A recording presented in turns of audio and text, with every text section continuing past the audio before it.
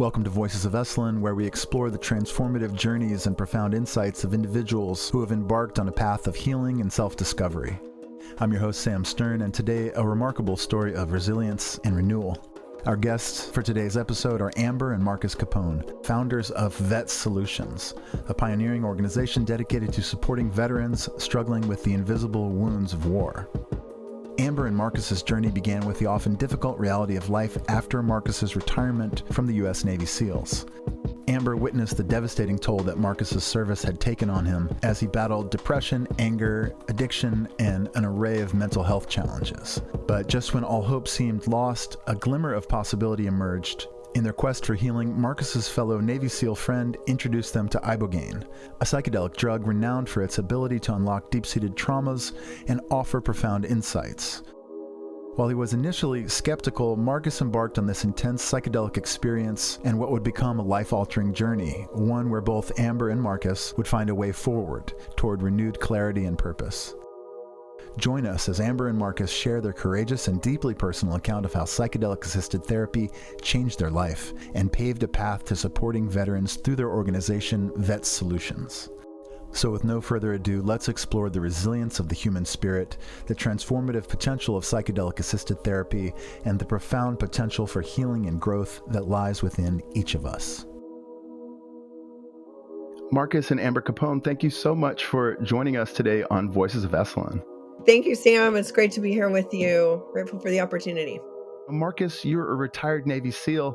You left the military in 2013. I was hoping that you could talk to me about what kind of shape you were in at that point in your life. You know, I was in a weird place when I left service in 2013. So probably for a couple years before I was actually medically retired, I started going through just a bunch of changes. I was prescribed my first antidepressant in 2010 while still on active duty. I had a bout of pretty significant migraine headaches. So I think kind of all this stuff was happening like at one time.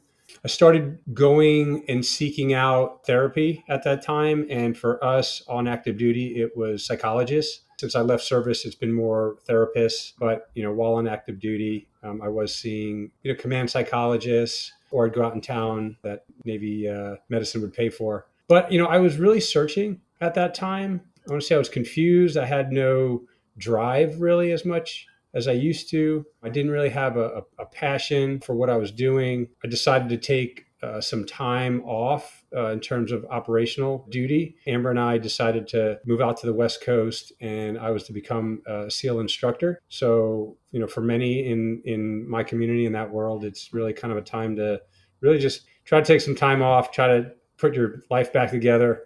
And so that's what we were talking about. That's what we were thinking. And that's inevitably what we did. And, we thought life would get better at that time, and it actually got worse.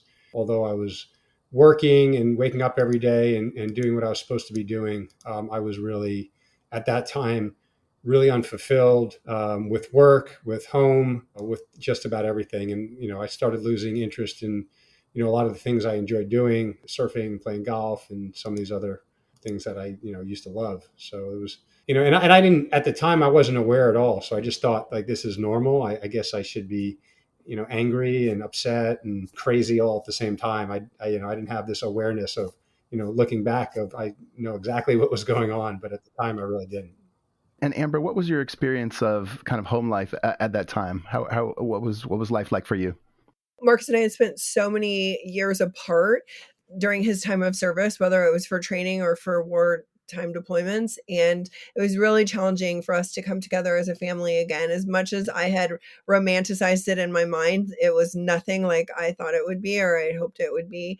And it seemed like things were getting worse and worse with each passing month, which turned into years. And then the transition out of the military, which we thought would be the answer, also proved to be incredibly difficult. And so we found ourselves in this perfect storm of not having a connection, not having a purpose or a community. We were civilians. We felt like no one understood us. Of course, Marcus felt like no one understood him, especially because the kids and I had been existing in this world, but he had not.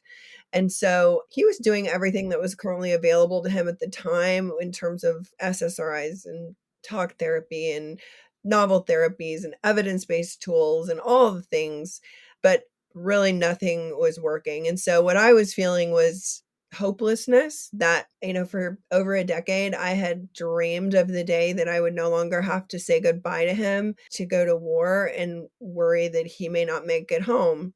I had become more worried about losing him in this country than I ever did when he was deploying overseas. And so it really threw me. I was not prepared for that at all. Yeah. And were you able to come to a diagnosis of PTSD or traumatic brain injury, or is that the kind of thing that you kind of have to infer? No, I mean, PTSD was an easy diagnosis. I mean, that's literally, if you're struggling at all and you just spent several combat tours overseas, that's what everybody gets slapped with is PTSD. But then what else is coming alongside PTSD? Well, you're depressed. So now you have depression. I was diagnosed with major depressive disorder. You're anxious. I had social anxiety. I had trouble, being in a room with a lot of people. When I actually left service, I had more speaking opportunities than I can count, and I did a few, and then I couldn't do any more, and I literally gave so many away, like real paid really well speaking opportunities. I couldn't do them. Like I couldn't even think about it. I would like curl up in a ball on the floor with like full on anxiety attacks, like that I thought I needed to go to the emergency room just by thinking about it and getting filled up with anxiety and emotion of having to put this together and then having to actually deliver it. And so these things were happening that were just completely just weird, just what, and so we get diagnosed with PTSD and depression and the traumatic brain injury. I don't think I got well, no, I did get diagnosed after the NICO, after my first brain center. Could you talk just briefly about the work that you did in SEALs as a breacher, and maybe even touch upon the fact that you were a D1 college quarterback, just in relation to the possible TBI? Yeah, I mean, I served 13 years on active duty, and as you mentioned, I was a breacher, which meant I was technically an explosives expert, or I dealt with a lot of explosives. I don't know if I was an expert, but so I was around them a lot, and I really enjoyed it. But it comes with a price. Before that, I spent literally from age 7 through 21. I played tackle football, and I remember at 7 years old playing against 10-year-olds and literally getting my skull completely crushed at that age. And you hear guys like Peyton Manning wouldn't even let his kids play football until they were in high school. I wish I wish more parents did that with their kids. But so, from 7 years old through, I guess it was 36, I'd either been involved in high impact sports or in the military, blast waves, subconcussive blows. So both impact and concussion. Mm. Could either of you talk a little bit about the epidemic of suicide that's facing a lot of veterans? I would like to talk about that. And then Marcus, I'm sure, will have some things as well. And just circling back on his experience for almost 3 decades of sustained head trauma, whether it was, Pee Wee football or working with explosives, the constant repetition, loss of consciousness, subconcussive blows, all of those accumulate over time. And so, yes, like there were definitely symptoms of PTSD, but that was his primary diagnosis. And I felt like the Marcus that I knew really loved his job, didn't necessarily feel hypervigilant or triggered by fireworks. I was seeing much more of a neurocognitive decline. And so we would scoff at PTSD, but it is very prevalent, obviously, throughout the military. It's just something that we didn't talk about. Yeah, that, and I never thought that it was Marcus's primary diagnosis. I was seeing something completely different. And so the standard protocol when someone has seen combat and they come home with some challenges and they see a service provider is like pharmaceutical. And so he was on this pharmaceutical train, and then one thing would cause a side effect that would prompt another prescription to be written. And so it's just this like giant circle of pharmaceuticals. And I knew that there was something more. So I think that a large part of why I felt I could potentially lose Marcus to suicide was that he was doing everything he was told. He was a high performer his entire life. He was totally willing and wanted to get better, but nothing was working. And so when someone who's used to attaining victory, I guess, if you will, is not able to do that, they become very disheartened very quickly. And so he was losing hope.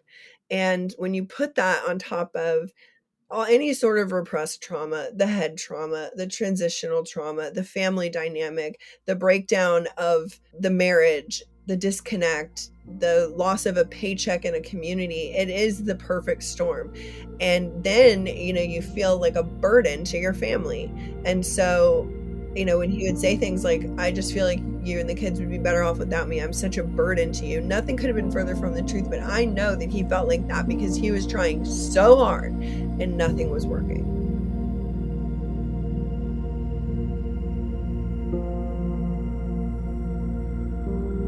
So would you mind walking me through this path to discovering Ibogaine for the first time? I'll start off by telling my side of it, because I was working on this for about a year and I had approached Marcus with it, but he thought that was absolutely crazy. But in essence, dear friends of ours who he trusted, Marcus is one of his former teammates, reached out to us because he had gone and done Ibogaine and said it was life-changing, life-saving, really thought that it could help Marcus. But when I approached Marcus with this, he was much more comfortable on the Western medicine train. And so he said, no, like that's nuts. It's doing drugs. I'm not going to Mexico. Absolutely not. Fast forward to 5 brain clinics, all these pharmaceuticals, many sessions of talk therapy, absolutely no progress. He was desperate. I was desperate. I didn't think that I could continue the marriage in its current state. And I was actually going to leave him.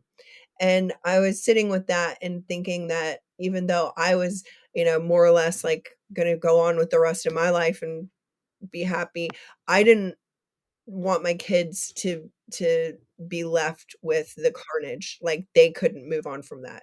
And so I just thought I want to try everything that's available. I'm going to circle back with him on this crazy treatment and see if he'd be willing to go for it this time. And he was. He said yes.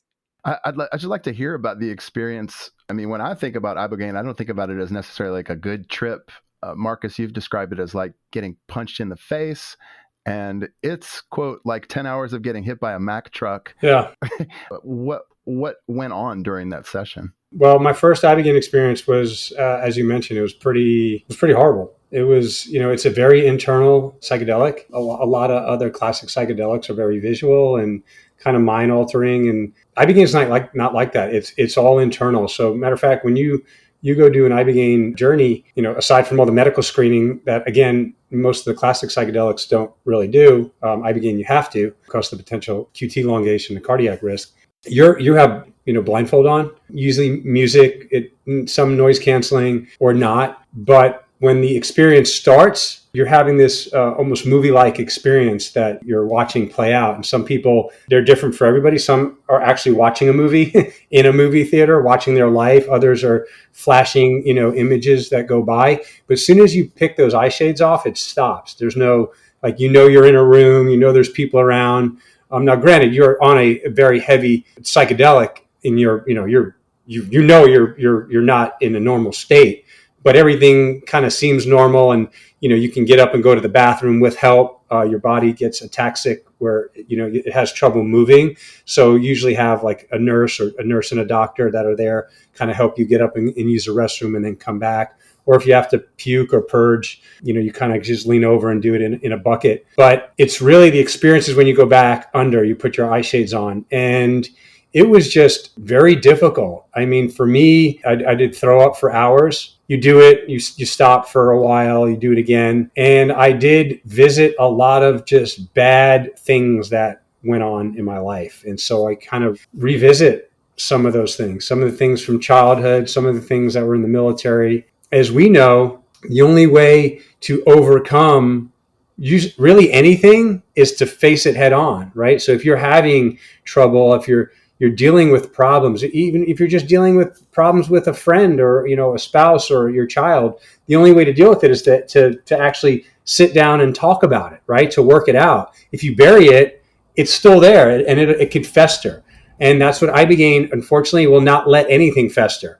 You will face, quote unquote, you'll face your demons. And I faced a lot of demons during my I guess 6 to 8 hour peak, and then I don't know, 6 to 8 hour reflection phase of the experience. It was tough. Yeah, it felt like I got punched in the gut and run over by a Mack truck all night long.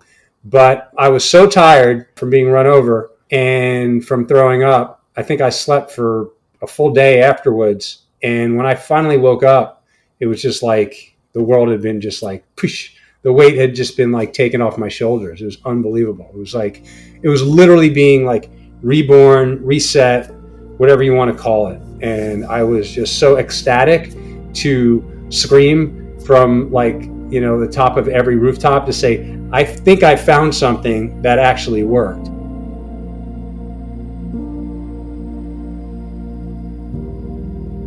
And I wanted to just tell other people because, Amber and I have friends and family that were struggling the exact same way or worse. And we wanted to tell them so we can get them this treatment. And that's exactly, what we did. And it's exactly what I felt like. As bad as I felt after that, I still felt like the world had just been lifted off my shoulders. And I was good. I just felt like, oh, I'm good. I'm good. So pretty hard to, it's pretty hard to wrap your head around because nothing is that good, but it was that good. And, we'll tell you that, a year, 2 years went by, and it's not like I didn't have depression again or other moments of like what I was dealing with before. But when I was dealing with them for a week, 2 weeks, a month on end of not texting my friends back, not wanting to get out of bed, not wanting to do anything, these would last like half a day or maybe a couple hours. And as I just worked at everything that I needed to do through meditation, through, healthy eating again, working out again, being more aware, having a higher level of just awareness, those periods of depression and anxiety, when before they were lasted a really long time, they were really short-lived. And the shorter they lived, as time went on, the shorter they would get. I think we're finding out that these potentially can be the future of mental health care and doing it a lot quicker, stopping the bleeding right away, and then fixing ourselves afterwards. So that's what I experienced. And Amber, can you talk a little bit about how the relationship between the two of you evolved after Marcus had done that initial Ibogaine journey? Yeah, I'd just love to hear about that. Definitely. So we'd been together since I was 17 years old, like literally my entire life at that point, well, half of my life at that point. And so I always held on to the hope that I would somehow be reunited with the guy that I met, because the guy that he had become after so many war deployments was completely different. And that's exactly what I got back was when I saw him after his Ibogaine experience. It was so heartwarming because I felt like I was meeting him again for the first time. His demeanor was so different, and it was exactly the way that I remembered it. He was calm, he was peaceful, his energy had completely shifted. And so what had disconnected over the years in our relationship certainly wasn't put back together overnight. There was this gigantic sense of relief that there was hope again. And, I had to go through my own, I would say, healing journey, which had begun prior to Marcus's experience. But when someone that you love, like you're always mourning that person because you feel like you've lost them, and then you're reunited with them. But there's all this, there's this gaping chasm of pain in between these two things.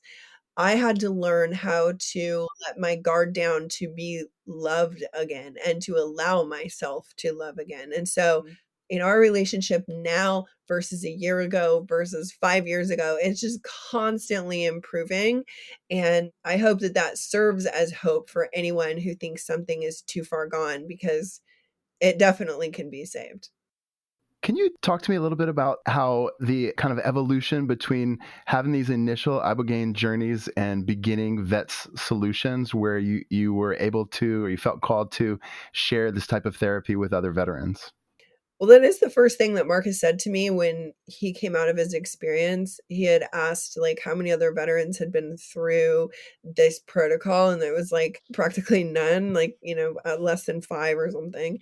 And he was like, "You've got to be kidding me." He said that this is exactly what his teammates needed and his friends. And so what started as his friends became their friends and their friends' friends. And then our entire Naval Special Warfare community Fast forward to today, we serve all branches of special operations and we advocate for all veterans in the United States. But it definitely started with his goal of giving back and helping his friends, which is very much the thread that runs in our community, never leaving anyone behind, doing whatever it takes, an unconventional way of healing for a very unconventional group of soldiers that has now rippled out really around the world. I mean, veterans from other countries contact us regularly. So, this grassroots movement that was birthed out of our own pain and out of his desire to pay it forward is reverberating around the globe. So the grassroots lasted for 18 months.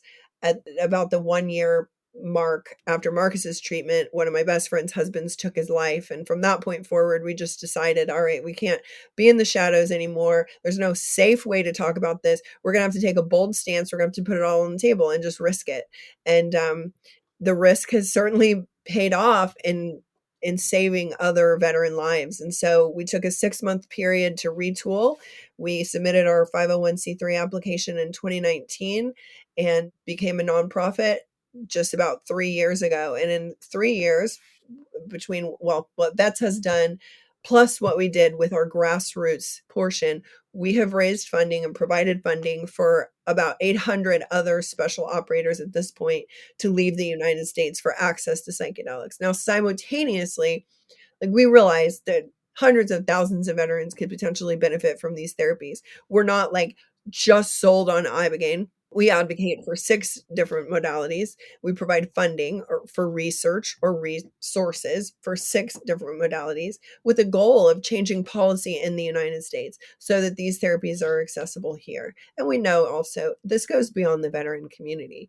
The entire world could truly benefit from having access to therapies that are not Band-Aids, but actually get to the root cause of things and allow someone to not only get back to baseline, but to achieve new levels of high performance and happiness. Yeah, it's interesting. You mentioned the 6 healing modalities. I know that you all are associated in some ways with MAPS. And of course, they've pushed forward MDMA for PTSD, not just for veterans. And I'm sure that is a slightly different experience than the Ibogaine protocol. And I'm just kind of curious about what other ways have psychedelic therapists been able to assist veterans in dealing with PTSD or other issues? Well, believe it or not, even with the MAPS trials, not a ton of veterans have been included in those studies. And it's primarily because it's a high risk population. So, they're looking for one diagnosis for the one potential treatment. Many veterans don't have a simple, one track diagnosis of PTSD. There are several comorbidities that oftentimes exist. So veterans have largely been excluded from the studies that are happening in the United States because of that, or any history of suicidality. Suicidal ideation or suicide attempts are an automatic disqualification for most studies. Far more research needs to happen in the US, especially in the veteran community, because we know how many veterans take their lives every single day. To become numb to that number as a nation is such an atrocity, because if you think about it, we know that roughly 20 veterans die by suicide every day.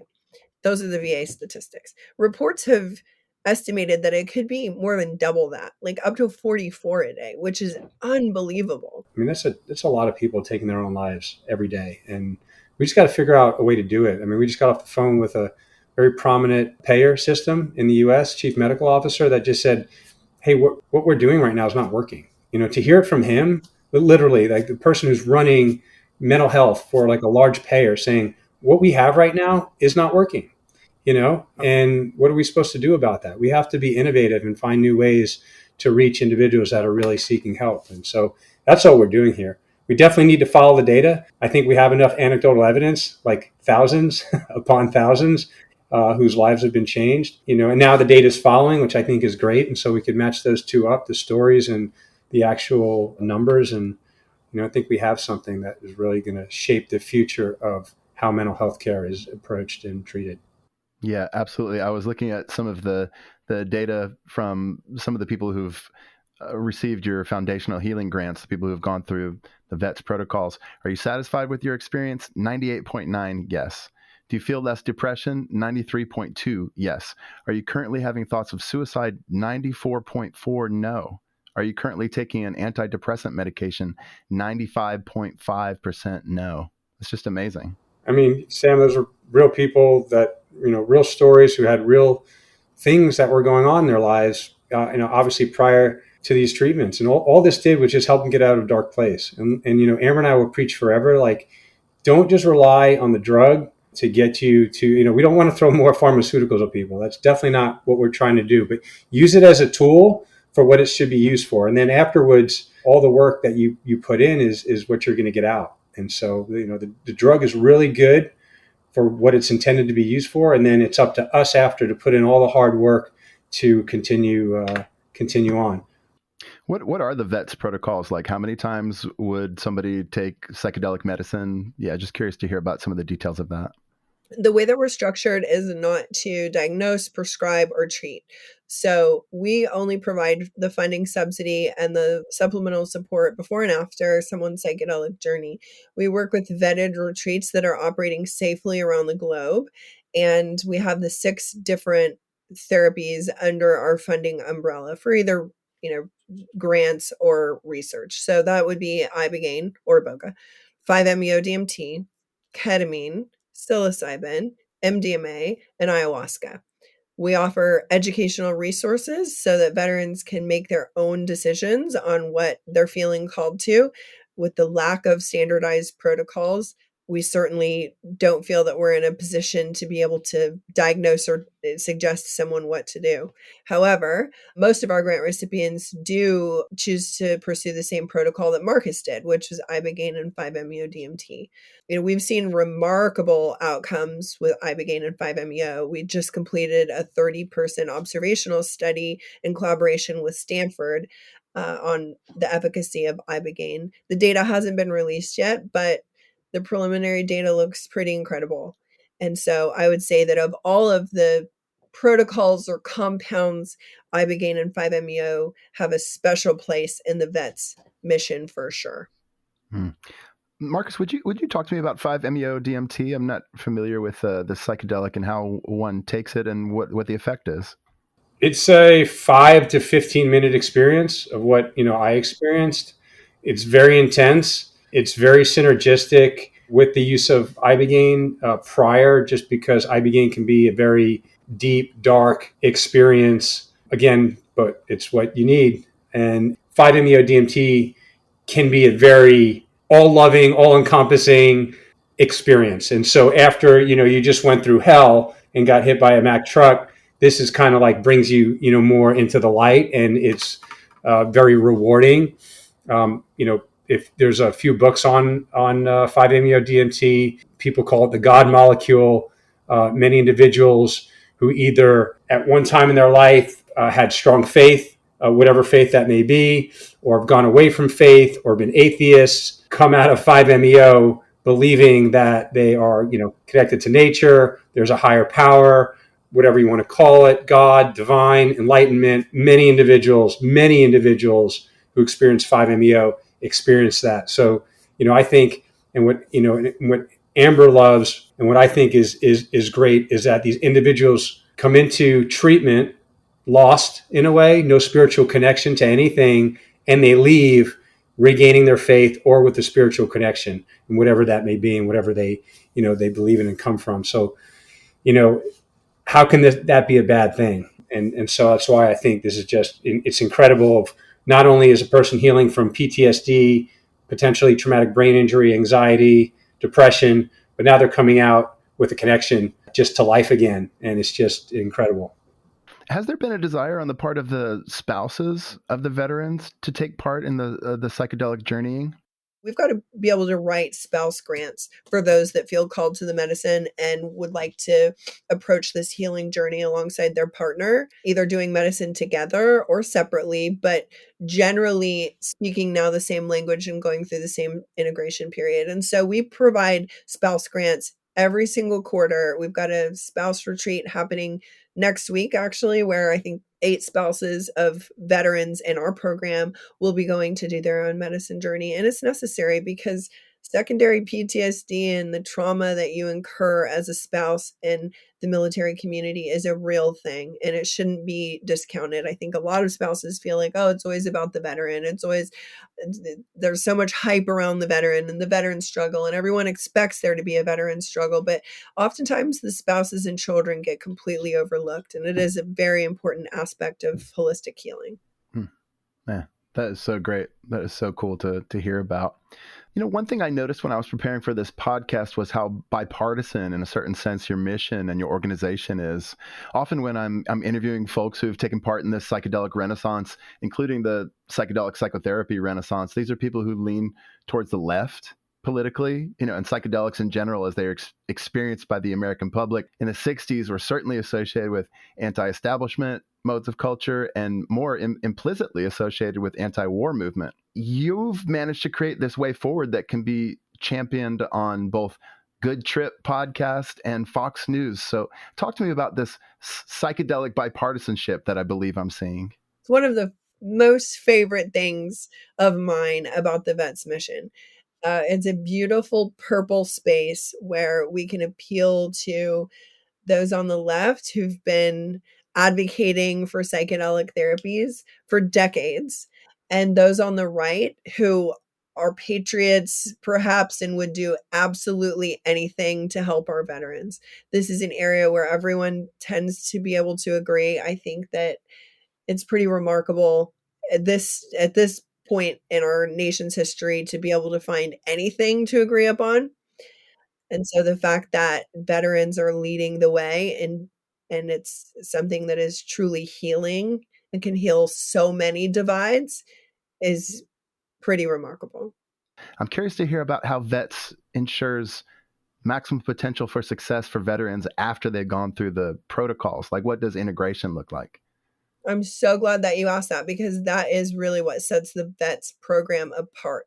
We're primarily a grant writing organization. A veteran comes to us, they need the subsidy, and we send them abroad to pursue psychedelics. However, we all know that the bulk of the work happens after the experience, and a good portion of the work happens prior to the experience. That's what we provide in addition to the grant. So we're providing a prep call, coaching sessions, one-on-one coaching sessions. We're teaching grant recipients how to meditate, what breath work looks like going into their experience. And then on the other side of their experience, they get everything from additional one-on-one coaching sessions to peer support, group integration. We have offerings 6 days a week at Vets. It's included for spouses as well. Learn how to meditate, take a guided meditation class. We're having a breathwork workshop. We're having a intermittent fasting workshop, like all the little tools that help after someone has had this experience. We're hoping to partner with Therapist Network as well, so that when grant recipients come through our program and they're done with their integration sessions specific to their experience, they can move on to an ongoing therapeutic relationship if they need it. We have a community platform. It's like basically Facebook for just Vets grant recipients. They're on there communicating and competing, if you will, on all the things that they're doing to heal and get better. We have workshops monthly. We have an ambassador program rolling out. Like there are a lot of ways to get involved. And that's a huge, huge part of it. The prep, the integration, and the ongoing community support. They want to feel like they belong again. And that's what we provide. And Sam, as you know, when you're hurting prior to kind of coming out of your, if you want to call it your shell or whatever you're going through, the depression, the PTSD, or the struggle, you wake up again and you want that community, right? You want that bond of your tribe or individuals or whatever that community is. It could be your military community, it could be your CrossFit community, it could be your church community, it can be your chess club community, whatever it is. It's just like that, something that, we were supposed to be a part of each other and build community. And so like this community platform and the way that we're going is just more people want to be a part of something that's bigger than themselves, to help each other, to call each other friends. And that's what we're seeing is one of the biggest benefits to everything that we're doing in terms of programming, is that the community-based activities are what's pulling ahead of everything else. Talk to me about your foundational healing grants. Who can apply for them? What's the criteria? Oh, the criteria. First of all, if we get one point of pushback, it's that we don't provide grants for all veterans broadly. And I'm going to say briefly why that is. We're advocating for all veterans broadly with every single state and federal initiative that we're backing. What started in our community with our friends has grown to a point that it's unsustainable from one organization's perspective. We have about 10 applications a day, and we can fund less than one of them. And those are quote unquote qualified applications of special operations veterans who've served in a combat role post 9/11. So opening it up more broadly than that just means we have to tell more people no. And you never know when that no might be someone's last. So we're advocating for all veterans. We're providing funding for other special operators who have been deployed forward more than any other generation or population of American soldier in the history of the United States. How about a call to action for listeners who are excited about your incredible organization? How can they be involved in vets going forward and support your mission? A lot of ways to be involved are included on our website, everything from volunteering for an event to, of course, donations. And we are completely 100% donor dependent. We don't receive any funding from any of the governmental agencies that decided to put this group in harm's way. So yeah, donations are the number one way to be able to give back to vets, and every amount helps. That's great. What advice would both of you give to veterans who are struggling with mental health issues and just may not know where to turn for help? I think two things. One, I would say keep going forward because the worst thing you can do is stop and give up, and that's not what we want to see. And we're launching a Silence the Whisper campaign, which is really centered around the voice inside our head. That if you've been there, and individuals listening know what I'm talking about, it's the voice that is telling them to stop, is telling us that we're no good, is telling us that we don't need to be here anymore, that our families would get on better without us, that we have no purpose. And so, we just need to silence that voice. And so whatever it takes to silence that voice to keep going is important. There's hope there. There's programs. There are treatments available.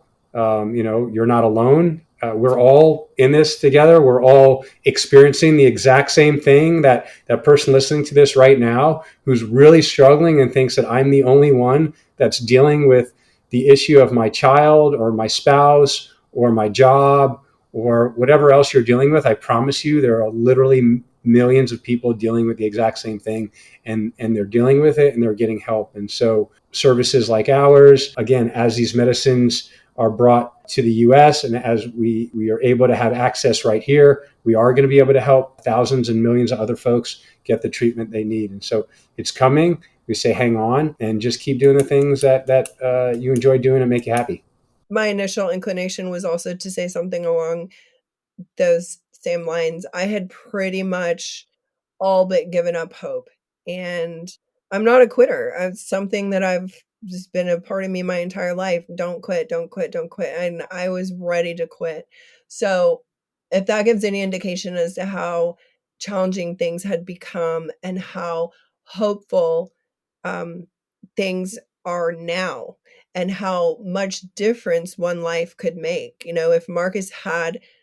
If that voice had won and he had convinced himself that we would be better off without him, not only would his family not be better off without him, the world wouldn't be better off without him, because his one story and his bravery and courage and stepping up and standing in this gap has encouraged other people to come forward as well. So one life can impact countless lives, and there is always hope.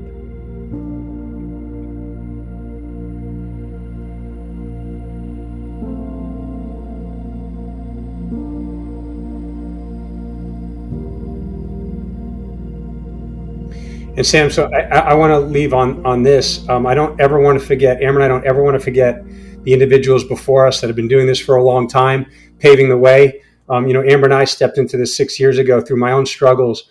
But a couple of days ago in the New York Times Magazine, there was an article on Dr. Roland Griffiths from Johns Hopkins. And he's a director of the Psychedelic and Conscious research center.